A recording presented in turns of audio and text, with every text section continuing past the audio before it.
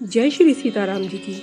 श्री रामचंद्र जी की वीर रस से भरी हुई बातें सुनकर खरदूषण का हृदय गुस्से में धधक उठा। वह बोले कि जाकर उन्हें पकड़ लो। तब विकट राक्षस बाण, बर्छी, सांगी, शूल, तलवार, मुगदर और फरसा लिए हुए दौड़े। प्रभु राम जी ने पहले से धनुष की कठोर, घोर और भयंकर टंकार की। उसे सुनकर राक्षस बहरे हो गए और घबरा गए। उस समय उनको कुछ भी ज्ञान नहीं रहा। फिर वे सावधान हो शत्रु को बलवान जानकर दौड़े और राम जी पर नाना प्रकार से अस्त्र शस्त्र बरसाने लगे। उनके हथियार राम जी ने तिनके के समान टुकड़े टुकड़े कर डाले। फिर कान तक धनुष खींचकर अपने बाण छोड़े। तब भयंकर बाण ऐसे चले मानो भूत से सांप फुफकारते हुए जा रहे हों। श्री रामचंद्र जी युद्ध में क्रोधित हुए भूत से पहने बाण चलाने लगे। बहुत तेज बाण देखकर राक्षस डर के मारे लौट चले। तब तीनों भाई क्रोधित होकर बोले, जो रण से भाग जाएगा उसे हम अपने हाथों से मारेंगे। तब वे मन में मरना निश्चय कर लौट पड़े और अनेक प्रकार के हथियार सामने होकर चलाने लगे। शत्रुओं को बहुत क्रोधित जानकर प्रभु रामचंद्र जी ने फिर धनुष चढ़ाकर बहुत सारे बाण एक साथ छोड़े, जिनसे विकट राक्षस कटने लगे। उनकी छाती, सिर, हाथ और पैर इधर उधर कट कर गिरने लगे। बाण लगने से वे चिल्लाते हैं। उनके पहाड़ के समान धड़ कट कर गिरते हैं। शरीर के 100 टुकड़े हो जाते हैं। वे माया करके फिर उठ भागते हैं। आकाश में बहुत से भुजा और मुंड उड़ रहे हैं। बिना सिर के धड़ दौड़ रहे हैं। गिद्ध, चील, पक्षी, कोय और सियार बहुत ही भयंकर रूप से कटकटाते हैं।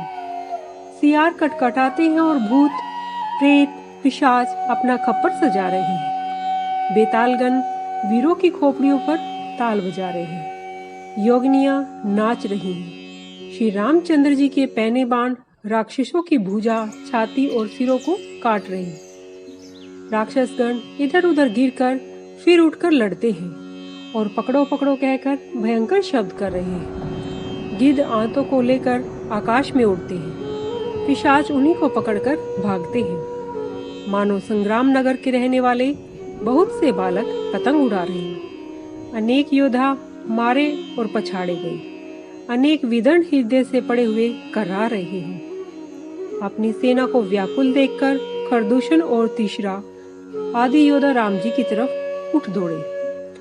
अनेक राक्षस क्रोध करके श्री राम जी के ऊपर तीर, सांगी, बर्छी, फरसा, त्रिशूल और तलवार सब एक साथ चलाने लगे।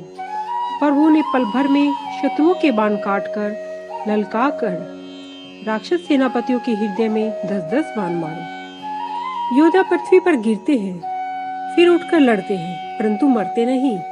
बहुत सी माया रचते हैं। हजारों राक्षस हैं और अकेले रघुनाथ जी, जिन्हें देखकर देवता डर गए। तब माया के स्वामी प्रभु ने देवताओं और मुनियों को भयभीत देखकर ऐसी अद्भुत माया फैलाई कि सब राक्षस एक दूसरे को राम रूप देखकर आपस में ही कट मरे। अब राम राम कहकर शरीर छोड़ते हैं और मोक्ष पद प्राप्त करते हैं। यह उपाय करके कृपा निधान राम जी ने क्षण भर में सब शत्रुओं को मार डाला। देवता प्रसन्न होकर फूल बरसाने लगे और आकाश में नगाड़े बजने लगे। फिर वे स्तुति करके अनेक विमानों से सुशोभित होकर चले गए। श्री राम जी ने लड़ाई में शत्रुओं को जीत लिया और देवता, मनुष्य और मुनि सबका भय दूर हो गया। तब लक्ष्मण जी सीता जी को ले आए। चरणों में पड़ते हुए उनको प्रभु ने प्रसन्नता पूर्वक छाती से लगा लिया। श्री राम जी के सावले और कोमल अंगों को अत्यंत प्रेम से देखते हुए सीता जी के नेत्र नहीं अगाते। पंचवटी में रहकर श्री राम जी देवता और मुनियों को सुख देने वाले अनेक चरित्र करने लगे। खरदूषण का विध्वंस सुनकर और देख शूर्पणखा ने रावण को उकसाया। वह बहुत क्रोध करके बोली, तूने देश और खजाने की सुधि भुला दी है।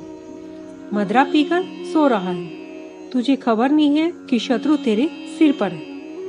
नीति के बिना राज्य और धर्म के बिना धन प्राप्त करने से, हरि को समर्पण किए बिना शुभ कर्म करने से, और ज्ञान उत्पन्न हुए बिना विद्या पढ़ने से परिणाम में केवल श्रम ही हाथ लगता है।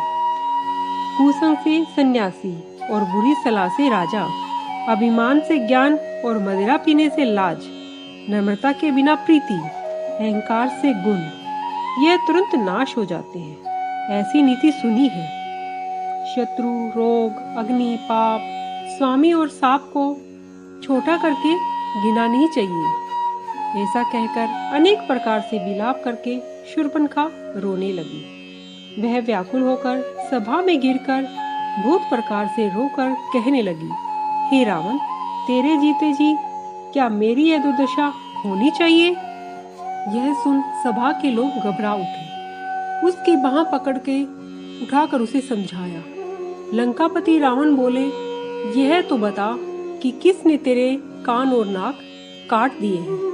वह बोली, अयोध्या के राजा दशरथ के पुत्र, जो पुरुषों में सिंह के समान है, दंडक वन में शिकार खेलने आए हैं। उसकी करतूती से मुझे समझ पड़ा है कि वे पृथ्वी को राक्षसों से रहित कर देंगे। जय श्री सीताराम जी की।